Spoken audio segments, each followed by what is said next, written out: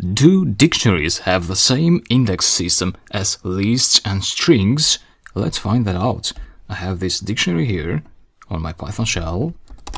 Student grade, so let's try to get the second item, maybe?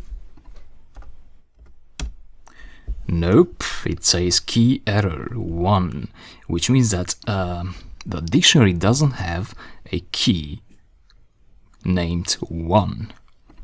So what keys does dictionary have? Maybe the same key? Yes.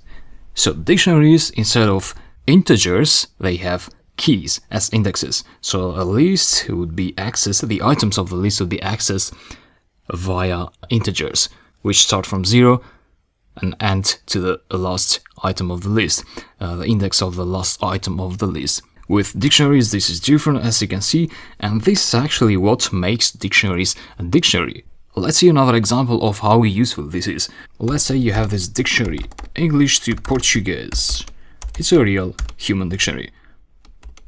You have some words there.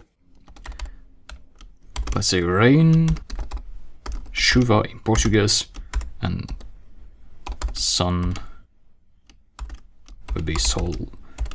Sorry, I've got a typo there. Quote. So now if you want the Portuguese version of sun, you write that, and that will give you that version. So having integers as indexes in this case would be very useless. So every use case has its own data structure to be used in Python.